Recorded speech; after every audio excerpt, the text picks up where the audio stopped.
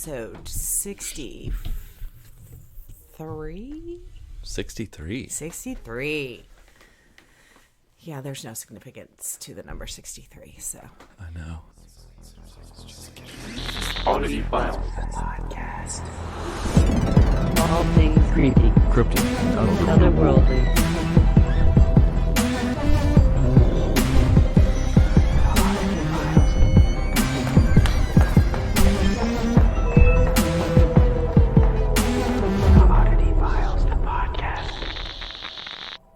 This is Oddity Files, the podcast.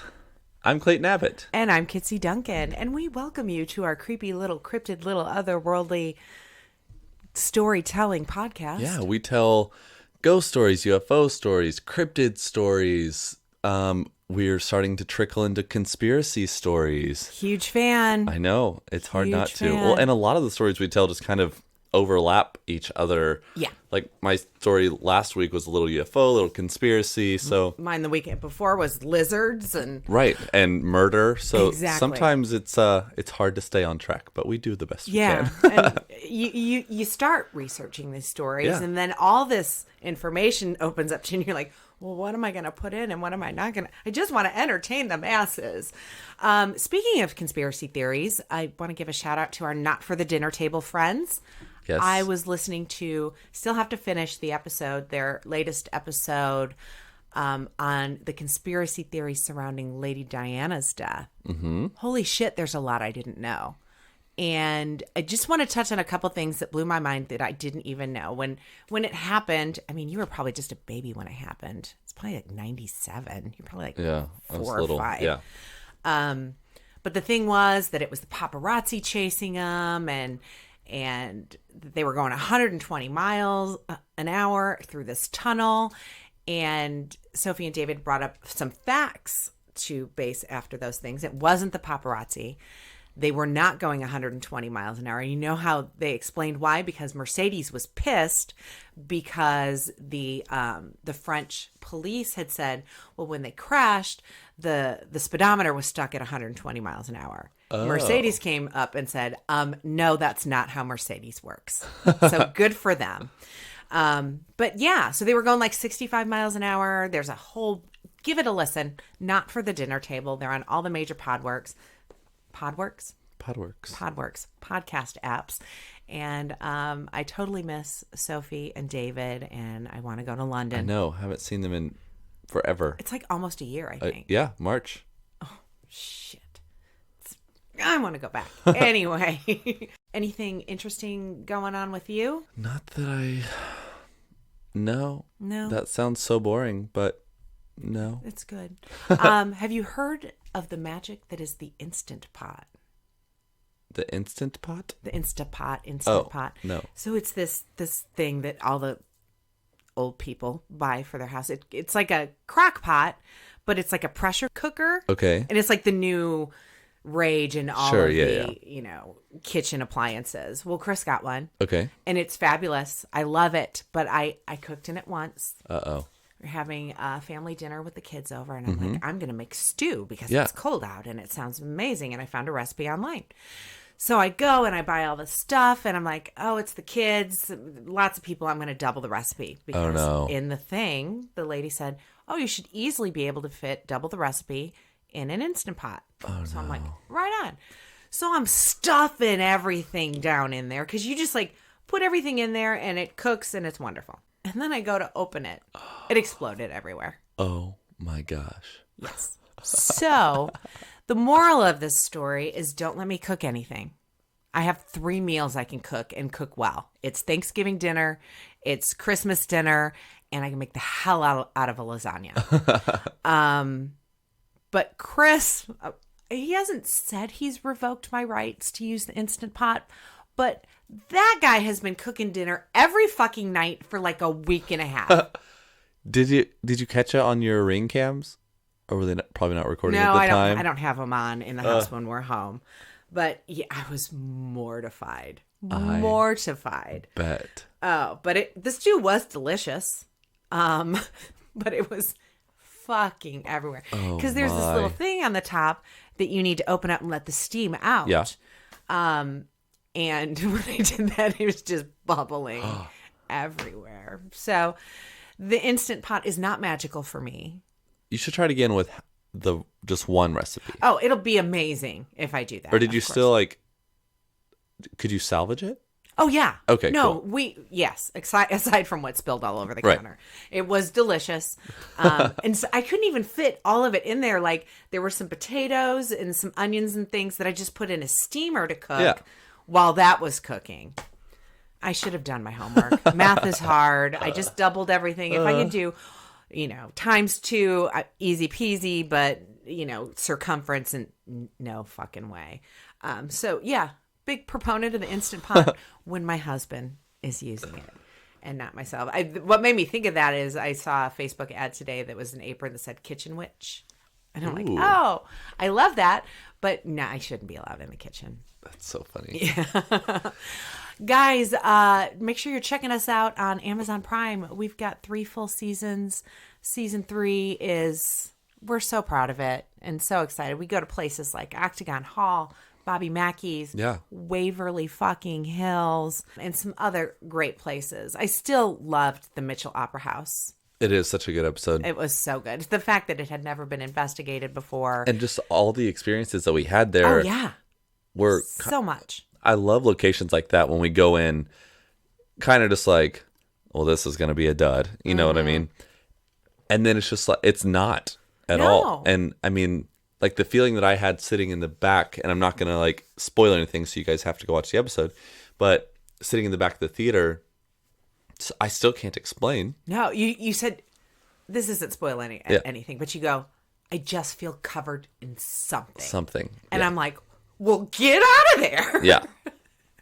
It was so good. And just the interaction we had down in the dressing rooms was oh my gosh, so fun. So great. Gotta love those flashlight sessions.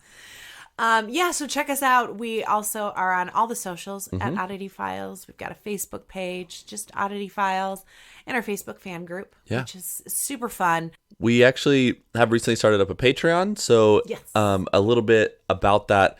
Oddity Files, we are a complete independent production. We don't have any company behind us. Yeah, none at all. So it is just all us. And the Patreon, it is for podcast production. It's also for future investigations because, surprise, those aren't free. The travel's a big part of it as well. We're often driving hours to get to places. So the Patreon is just kind of our way to ask our fans, if you're able, just go over there. We're going to have some exclusive material there. Yeah. And we just ask for your support so that we can keep putting out quality material. Yeah, absolutely. And we appreciate you again, Marjorie, for setting that up for us. Because like I said a couple weeks ago, I had no idea what I was doing. We talked about it for a long time. So goals, I think, for Patreon is to get over to London and investigate. Yeah, I agree. I think because we've got a couple places that we know we can get into. I've been watching Travel Channel, surprise, and I saw some other places that accept investigations over there. One of them is a haunted museum that I almost did a story on, but did not because there was drama. Yeah, that would be a dream to get over and investigate in London. So maybe we make that like our first Patreon goal is our just getting us over there or something like that. We could hit so many places. Oh my gosh, yeah. But thank you to Doug McClock and Ryan Hoke. They are 2 of our biggest contributors. Yes. And we just want to say thank you guys. And if everyone else goes and looks on Patreon, you'll see how the levels break down and kind of what you get for each level. So those 2 guys especially, thank you for helping us get started. Yep. And you can go to patreon.com/oddityfiles or just go to oddityfiles.com and click on support. Yeah. And it'll take you right to that page. I do have some paranormal in the news that was submitted in our Facebook fan group by Susan Layton, who is amazing. And not to keep plugging the Get Scared podcast, but she's got a couple stories on there, and the girl can write. Ooh. She's actually really good. So kind of going with your story last week of the UFOs and this, that, and the other, she sent in this article from the ibtimes.com. And it says, UFO expert thinks Navy UFO sightings are just humans from the future. Wow. Plot twist. Food for thought. So, following the revelations of U.S. Navy pilots regarding their encounters with UFOs, an expert on the subject said that these beings may not be extraterrestrial at all. He suggested that the UFO pilots saw what the UFO pilots saw may actually be humans from a different timeline or dimension. So earlier this week, the New York Times reported on the actual encounters of a Navy jet fighter pilots with unidentified aircrafts. When was this posted? So this article's from 5/30/19. So when all that went down last year. According to them, the flying objects exhibited characteristics that defy the engineering design of traditional and conventional aircrafts. John Ventra, the former state director for the Pennsylvania Mutual UFO Network, offered his insights regarding the matter in an attempt to explain what the pilots actually saw. So here's what he said. Just because it flies doesn't mean it's from outer space, Ventra said during the interview. I think most of these originate from right here on Earth. Ventra speculated that the flying objects encountered by the Navy pilots were advanced military aircrafts that came from the future. He added that these aircrafts could have been piloted by humans who ended up on the current timeline through interdimensional travel, a topic that was widely tackled by director Christopher Nolan's 2014 science fiction film Interstellar. Mm-hmm. Did you see that? Oh, yes. Was it good? Yeah. Christopher Nolan's my favorite director. Oh, okay. I have an Interstellar print hanging in my living room. That's why I've heard of it. Okay. But what he goes on to say is, what I think we're dealing with is maybe interdimensional. It could be us from the future. It could be something coming through a dimension. So there you go, kids. Food for fucking That's thought. crazy. Thanks, Susan, for posting that in the group. We appreciate it. You know, I never thought of it that way. But then it's like, why are they always like running from us, or like, unless they have some like time travel rule book where they're not allowed to communicate with people. Have you seen Doctor Who? You're not supposed to intertwine and stuff and things. Speaking of Doctor Who, did you see the latest? So I've never seen the show. But we have a mutual friend who's from the show. Yeah. Did you see any of that? And Yes. Little bits and pieces. I guess he said he was going to renovate his home over there, but actually he was filming for new episodes of Doctor Who. So, yeah. But it was a huge surprise. Right. It was a huge surprise to everyone. And when I was over there working with them, they actually, our driver, like, kind of let it slip. Oh, shit. But, thank God you're not a Whovian. Well, exactly. And I literally wouldn't have thought anything of it because we were in, I don't remember where we were. We were driving through somewhere and we passed this building and the driver's like, oh, that's where you all filmed. That's where I drove you guys to film, blah, blah, blah, blah. Oh. And then, like, everyone got really quiet. And again, like, if that's all that was said, I wouldn't have blinked an eye. Exactly. You didn't even have any clue what they were talking about. But then, so then they told me, they're like, you cannot say this, blah, blah, blah. But now it's really out, funny. so you can finally say it. And it was cool, because, I mean, I just watched the scene, and it was kind of cool. I can see how, like, huge fans of the show would be like, oh my gosh. Yeah. Because I do know that character is pretty beloved. Oh, he's absolutely one of... I'll never forget the first time I saw him on screen. I'm like, who's that fucking guy? He's hot. Because he was shirtless and everything. Of course. And then now he's just John, you know. Yeah, but he looks great with his silver hair. Can I just point that out? Yeah. Oh, I agree. I love it so much. And I guess he wore the silver hair in the episode. I think I heard somewhere. I haven't watched in years, but John may get me to watch a recent episode. I know. We're trying to get him on the show. I've asked him 100 times, so we're not going to stop asking. Not at all. Speaking of that, I got to get a hold of Ross. So I had a couple things I was going to bring up. I think I covered them. It's February. Thank God. I'm in Disney. You are in Disney right now, technically. No, I just got back from Disney, actually. Yeah. So, late Thursday night. I leave tomorrow. Yes, you do. But I'm so excited to go to Disney. If you guys don't know, sometimes because our regular jobs and our lives are far from regular, so we're often traveling for long times, or we often have like back-to-back travel. So sometimes we do have to record like back-to-back episodes. and this is one of those times. So. It is. So please bear with us if something sounds like, we just talked about it 20 minutes ago. We really did it. We actually did, yeah. So we're going to Disney to see all the new Star Wars stuff, and I can't fucking So wait. when you get, when you land in the Orlando airport, you know how then you have to get on those like little train things. Yeah. So in all the windows, though, Disney has done like these awesome Star Wars graphics that are like, obviously you can still see through them. Yeah. But they're like lined in what looks like a building from there. Then it says like Galaxy's Edge. And then because you can see through the window, when there's not a train there, it looks like you're looking into the building and there's like a stormtrooper standing there. Or it's so cool. Like I love when they do that shit. I know. And that's at the airport. Like, oh, I know. They're just, it's like getting to Vegas. Orlando is the new Vegas. right. Exactly. I guess we should probably get going on some storytelling. Did we cover everything we're supposed to? I think so. I do want to ask you guys, I'm actually going to push this pretty hard because we're running low on listener stories. So if you have anything that happened to you, happened to your grandma, happened to your ex girlfriend, boyfriend, whatever, or even just like your local urban legend that's interesting as fuck, send it in. We love to read your stories. We're probably due for an episode and we don't have enough stories for one. Yeah. So we need your help on that. Go ahead and send that into oddityfilescrew@gmail.com and we'll get it read on the show for you. So I guess.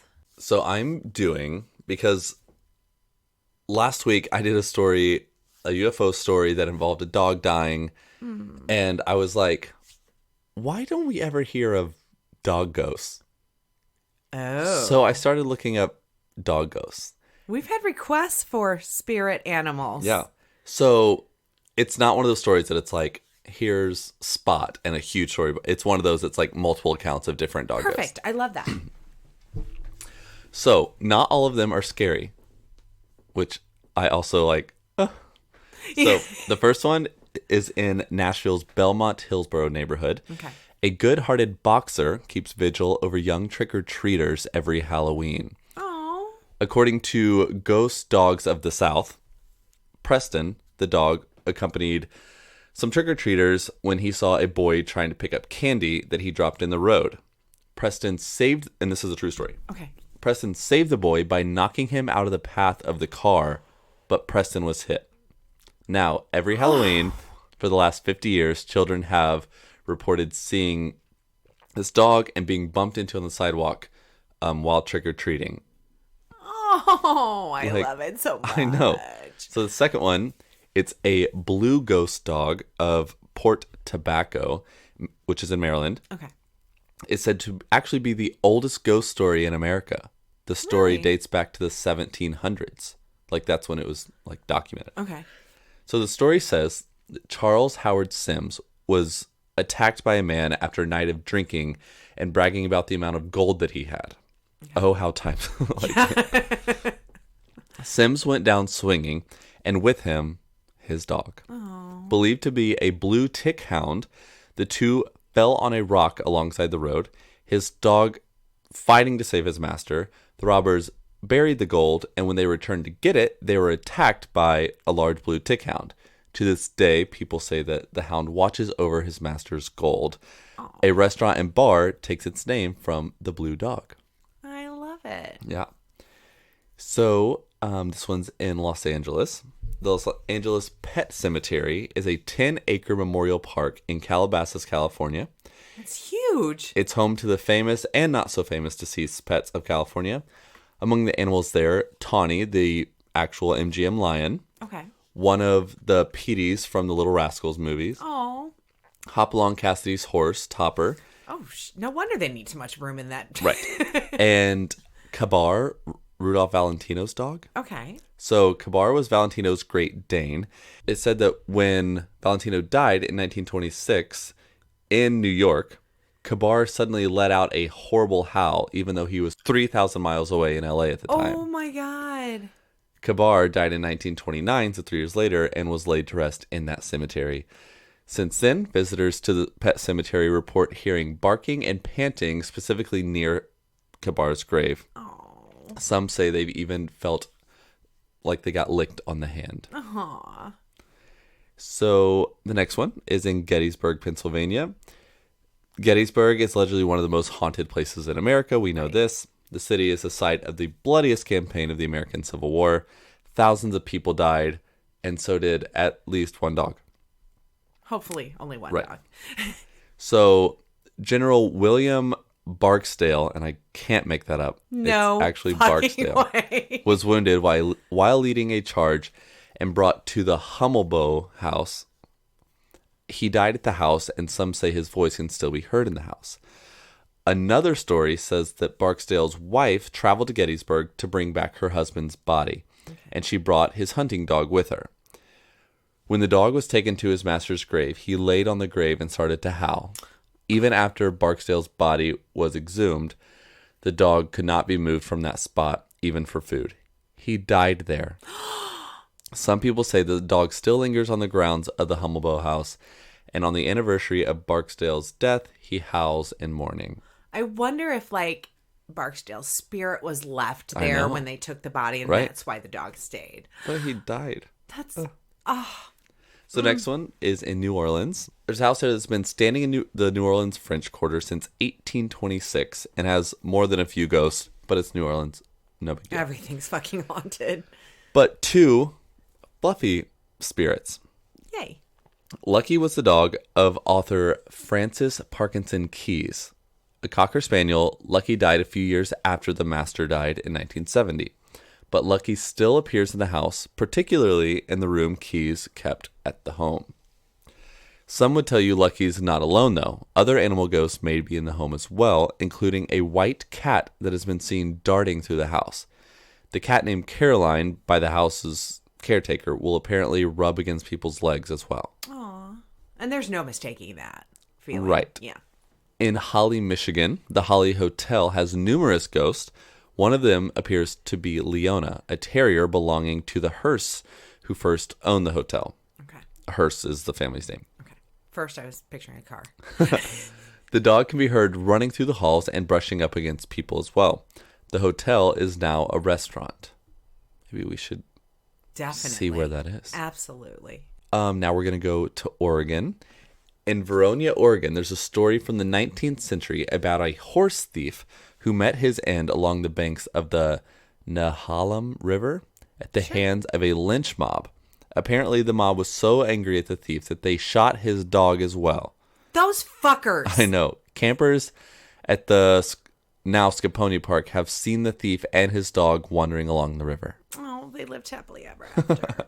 I mean, he's a thief. He sucks, but now he's a ghost thief, and he still has his dog. Yes. Dogs will love you no matter how terrible you are. Now, in Charleston, South Carolina, another city that seems to have a lot of haunted activity, Poogan lived in a large Victorian house in Charleston. I love that name. He loved to sit on the porch of the house. When the house was turned into a restaurant in 1976, Poogan stayed at the house and greeted diners. He died in 1979 and was buried next to the porch. Okay. But to this day, employees say that they still see him napping in that same spot on the porch. And some diners actually report feeling a dog like brush against their legs while they're eating, as if begging for table scraps. The restaurant's name is Poogan's Porch. I love that name. That's really good. So now, going to Chicago, Graceland Cemetery is one of the older cemeteries in Chicago. In the cemetery is a vault belonging to Ludwig Wolf. He was a German... That's a name. Right. That's a fucking name. With 2 Fs. Oh, shit. He was a German immigrant and coppersmith, and his unique vault is said to be haunted. One of the ghosts is a green-eyed dog that howls near the vault. No one is certain whether this is Wolf's dog or the spirit of some other canine that just happens to be there. But another dog name to match. So... why have we never investigated, like, a what are they called? A mausoleum? I don't know. I mean, are they generally haunted? I totally just I don't know, I guess. Your story. Oh, no, you're good. It was just kind of a random thought I had. That would be kind of cool. That would be really cool. That was the last one. Because there are just a ton more like that, just like little inserts of I love that. reports. No, like, in-depth stories, but My oldest son, Zach, and his wife got a new dog. Yes, they did. Her name is Bo, after Bo Peep, because my grandson is all about Toy Story. the Toy Story.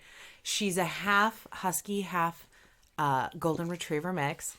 So fucking fluffy, So I could cute. die. Yes. And she has one blue eye and one brown eye. So her name is Bo, but I'm going to call her Bowie, like David Bowie, who had one. Yeah.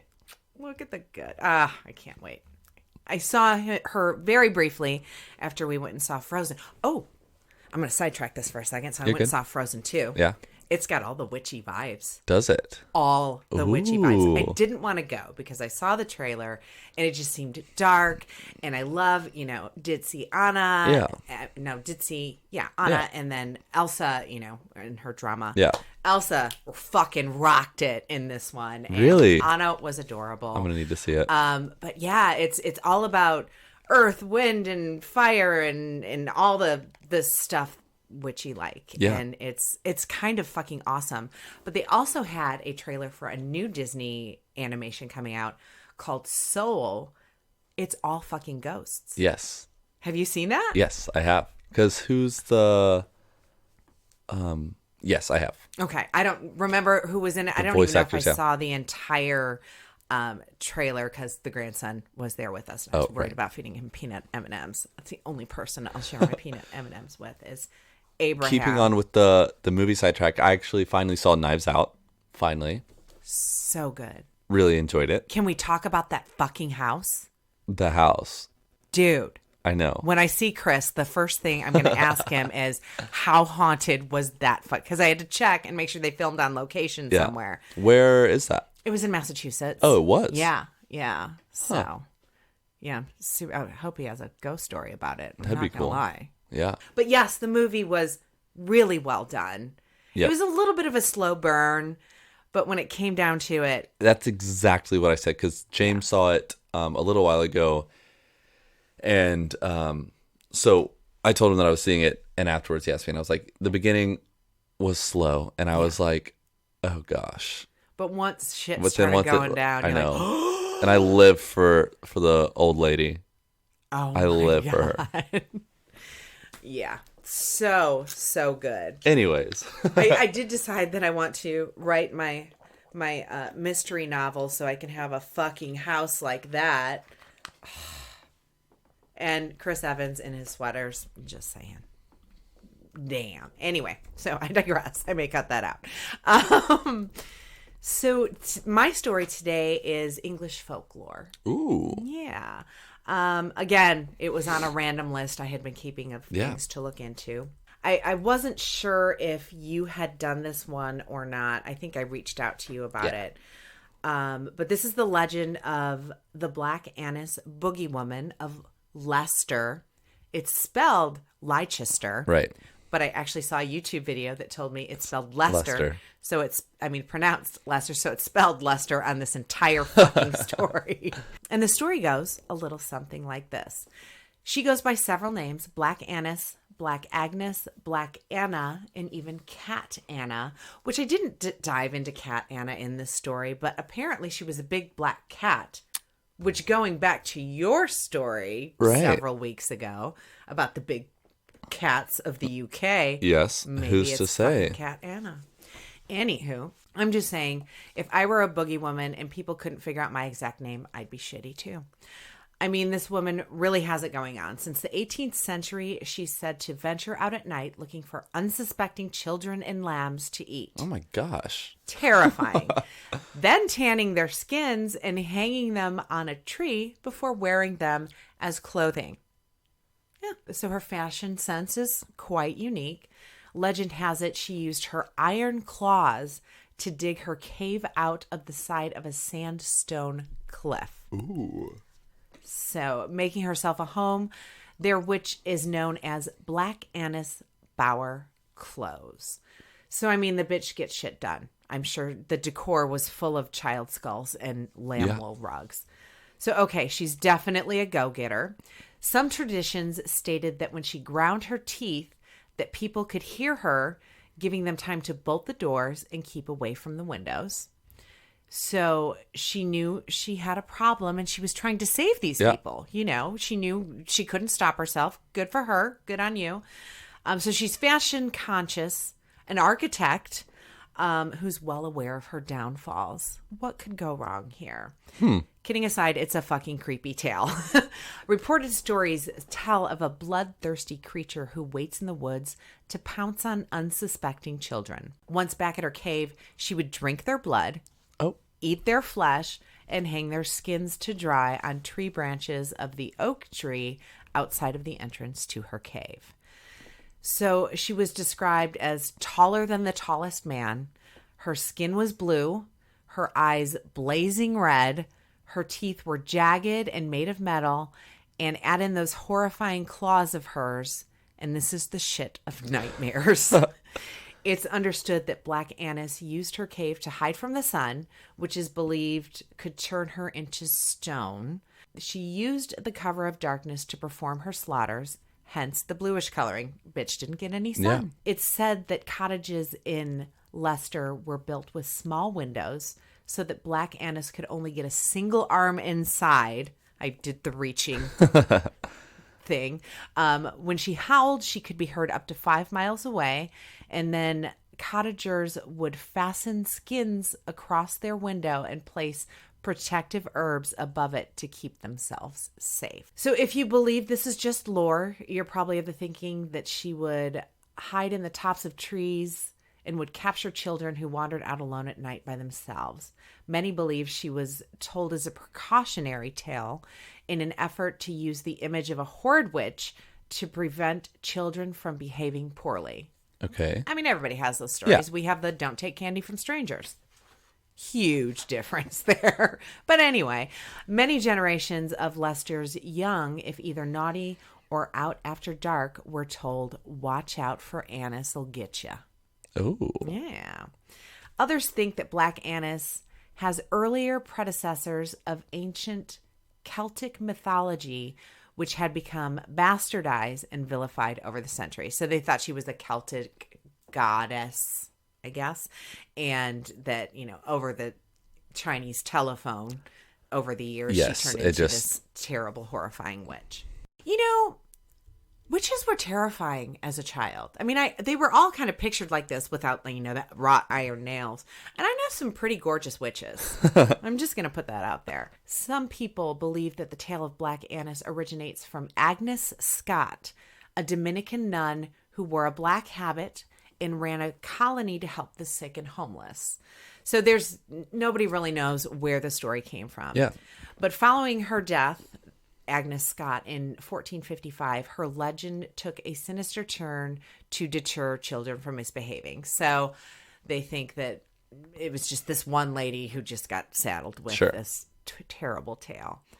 Another proposed origin of the myth is a pagan goddess who commanded the entire world obey her. Okay, girl. Fair enough. She would sacrifice others if her demands were not met by seeking revenge through any means. A further rumor is derived from a witch who accurately predicted Richard III's death. Whoa. I had a whole Game of Thrones vision going through my head when I read that part.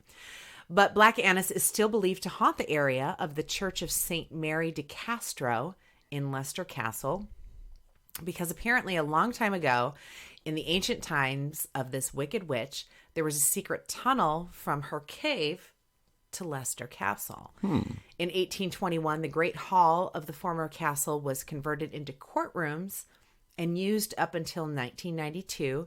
It was here where the trial took place of the famous Leicester Green bicycle murder. So that's just a little history of where she allegedly haunts, but I really wanted to look into this green bicycle murder because I've never heard of that. Today, it's home to the Leicester Castle Business Castle. Maybe it's, I can't imagine I typed that right at all. Part of De Montfort University. Okay. But today it's said that the Boogywoman is said to haunt beneath the castle. So she's left her cave and the woods and everything else, and now she's haunting the castle. So wait, how did we go from evil to haunting ghost? Well, in 1941, this tale came to light. 3 children were sent out by their wicked stepmother. Really, Naturally. of course, to collect firewood. As night descended, they feared to see Black Annis, who only came out after dark, for it was said daylight would turn her into stone. They heard a snuffing, and through a hole in their witch stone saw Black Annis. Unable to escape whilst carrying the faggots, which I'm assuming means firewood, and it's not derogatory in any way, shape, or form, they dropped them and ran. Annis bloodied their legs on the bundles, and mumbling and cursing to herself, went to her bower to rub her legs with salve. Then she came back for the children and caught up with them at their cottage door. Their dad came out with an axe and hit Annis full in the face. Oh. So here's how she dies. She began to run for her cave, shouting, "Blood, blood!" But just then, the Christmas bells began to peal, and she fell down dead. Oh, no. Yeah. Every time a bell rings, a witch dies dead. Anyway, and apparently the whole damn town of Leicester is haunted. Believe it or not. It's like the New Orleans of the UK. From the ghosts caught on security footage at Belgrave Hall in 1999 to Gracie Dew Priory, I know I pronounced that wrong, I apologize, near Thringstone is rumored to be haunted by the famous White Lady, a female figure with no facial features. Bradgate Part has the spirit of the Lady Jane Grey. She's said to haunt the ruins at Bradgate Park, particularly in a carriage pulled by horses between the old church and the ruins of her home. So it's a ghost carriage and horse and lady? Sweet. Other ghostly carriages have been seen in the area by a milkman on his early rounds. The vehicle was seen to go across Cropton Road straight into the reservoir, yet no splash was heard. Talbot's Inn claims that several dark figures have been seen drifting around in the inn's gardens. Inside the actual pub, many a ghostly presence has been witnessed, including the apparitions of a young boy and a woman brushing her hair, chilly spots, and pool balls knocking together, apparently all on their own. So there you have it, kids. The story of Black Annis. We still don't know if she's fact or fiction, but we do know she's fucking terrifying. Yeah.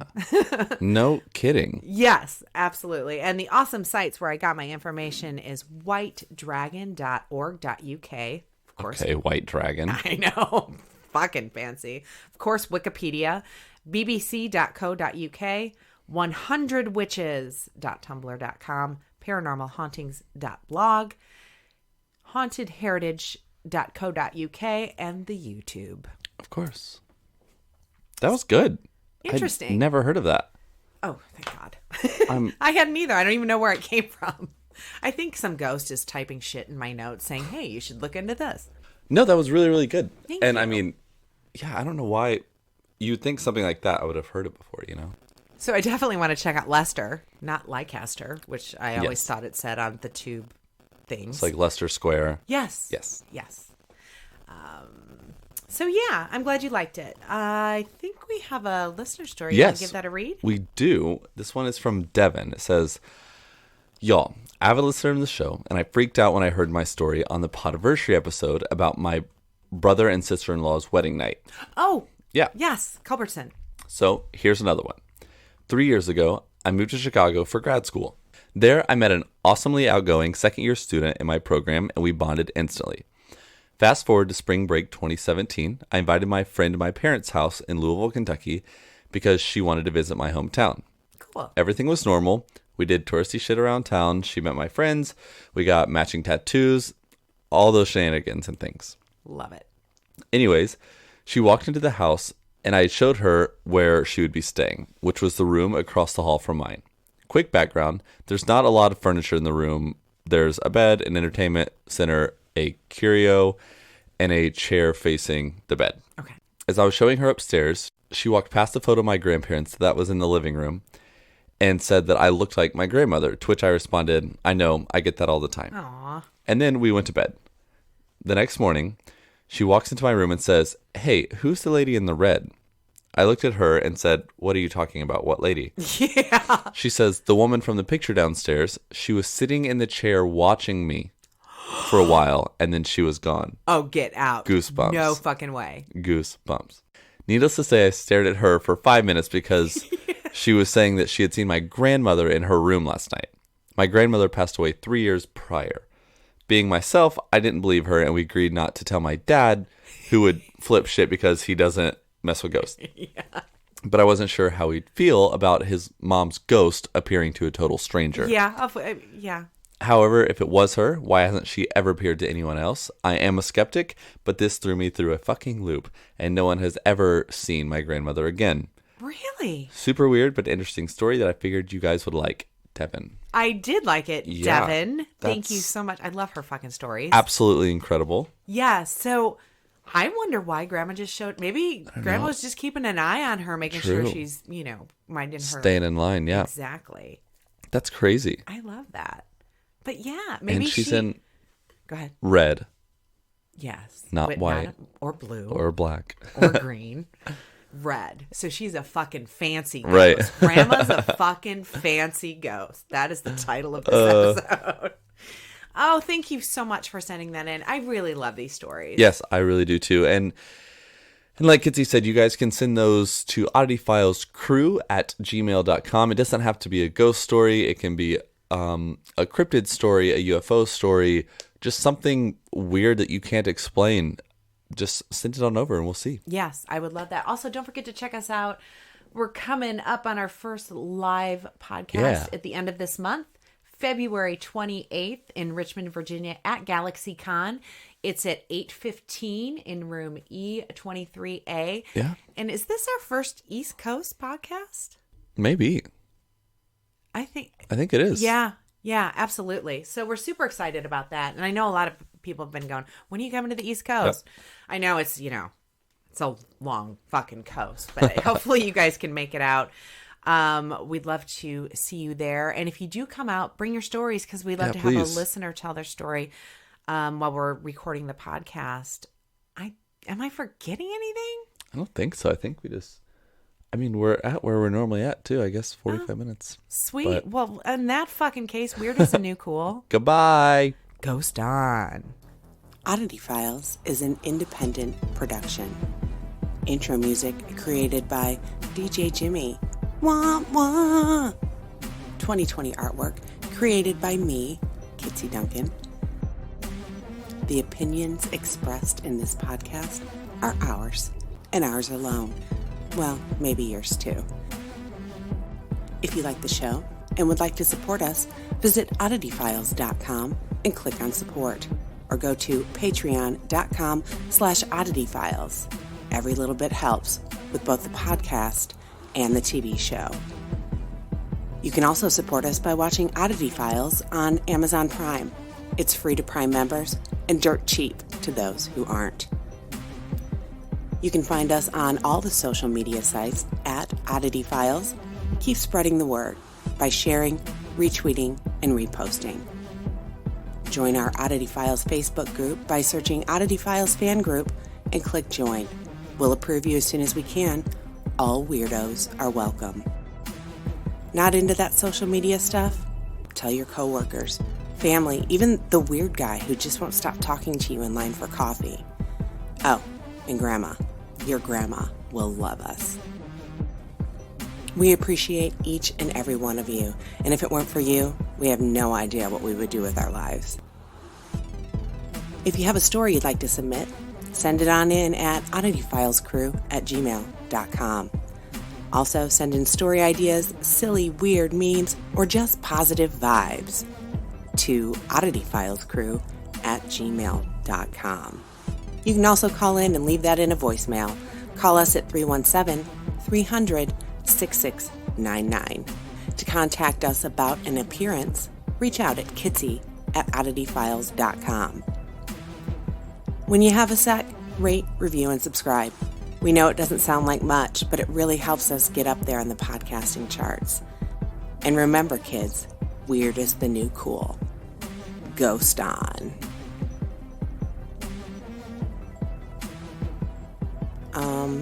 Why are you still here? Go on. Get out of here. Turn it off. It's done. Really. I swear. Go. Get. Serious. I'm out of here.